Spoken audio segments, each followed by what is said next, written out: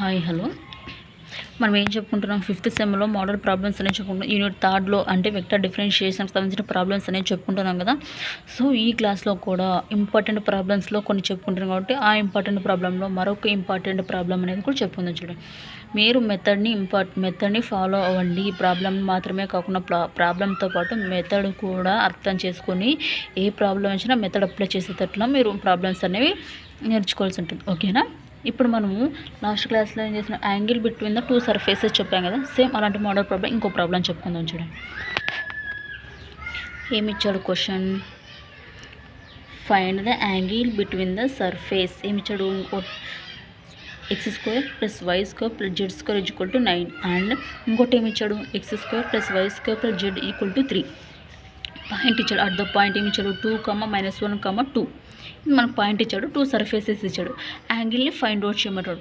So చూద్దాం ఎట్లా find out చేయాలంటే, ఫస్ట్ సొల్యూషన్లో గివెన్ మనకి ఏమి ఇచ్చాడు, గివెన్ f² ఇచ్చాడు. ఇచ్చిన ఫస్ట్ సర్ఫేస్ని f² అనుకుందాం. f² సర్ఫేస్ ఏమి ఇచ్చాడు, x² + y² + z² - 9 = 0 అనుకుందాం. నెక్స్ట్ ఇంకో సర్ఫేస్ ఇచ్చాడు కదా, దాన్ని g² అనుకుందాం. g² = x² + y² - z - 3 = 0 అనుకుందాం. ఏమి ఫస్ట్ సర్ఫేస్ని f², సెకండ్ సర్ఫేస్ని g², ఈ రెండు కూడా మనకి క్వశ్చన్లో ఇచ్చాడు. ఇప్పుడు ఫస్ట్ మనకి వీటిని యాంగిల్ ఫైండ్ అవుట్ చేయాలంటే మనకి f² ఇచ్చాడు. మనం ∇ని ఫైండ్ అవుట్ చేయాలి. అంటే ∇ అండ్ ∇f² అండ్ ∇g² రెండింటిని కనుక్కొని వాటి ద్వారా n1 వాటి ద్వారా n2 అట్లా ఫైండ్ అవుట్ చేసుకోవాల్సి ఉంది. ఫస్ట్ మనకి f², g² వచ్చిందా, ఈ f² నుంచి ∇f² కనుక్కుందాం. Normal vector to the surface f² is ∇f². ఏమి normal vector to the surface f² is ∇f².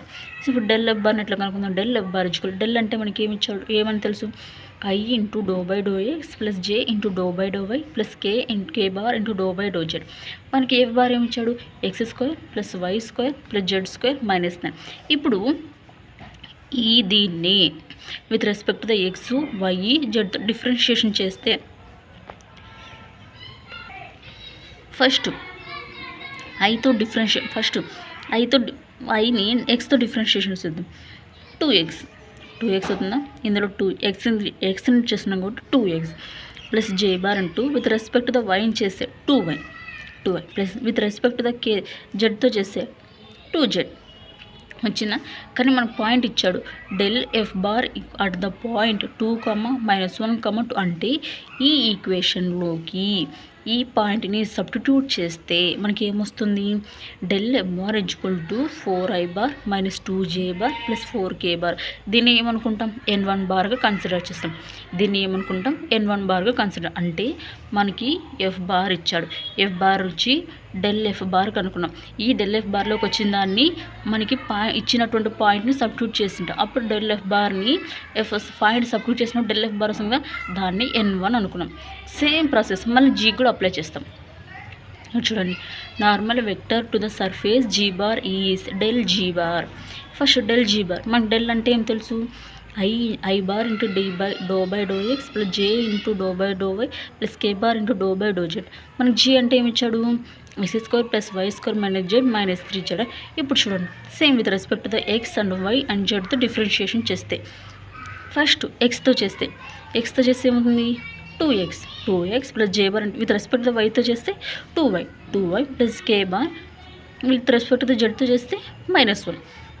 కానీ మనకు పాయింట్ అనేది ఇచ్చాడు కదా, ఏమి ఇచ్చాడు, 2, -1, 2 అనే పాయింట్ ఇచ్చాడు కదా. ఈ పాయింట్ని ఈ ఈక్వేషన్లో సబ్స్టిట్యూట్ చేస్తే ఏమొస్తుంది, ∇g² వస్తుంది. ∇g² = ఏమొచ్చింది, ఈ దీంట్లో సబ్స్టిట్యూట్ చేస్తే ఈ ఈక్వేషన్లో ఈ పాయింట్ అనేది సబ్స్టిట్యూట్ చేస్తే మనకి ఈ ఈక్వేషన్ వస్తుంది, 4i⁻ - 2j⁻ - k that equal to n2 అనుకుంది.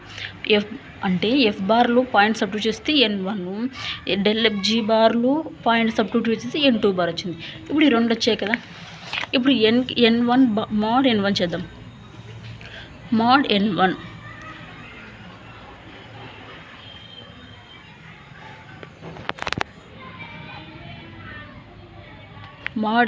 ఏమవుతుంది, వచ్చినటువంటి n1కి రూట్ అప్లై చేస్తాం. అంటే ఏమవుతుంది, n1 బార్లో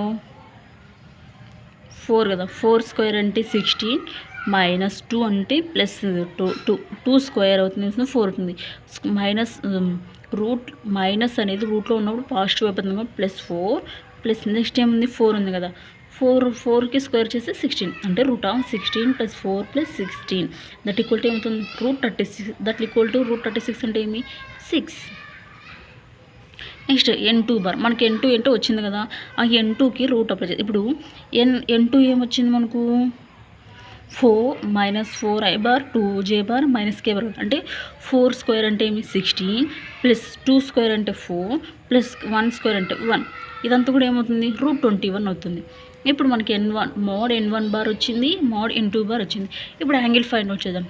angle between the 2 surfaces is ఏమవుతుంది cos θ = n1 bar into n2 bar divided by mod n1 bar into mode n2 bar.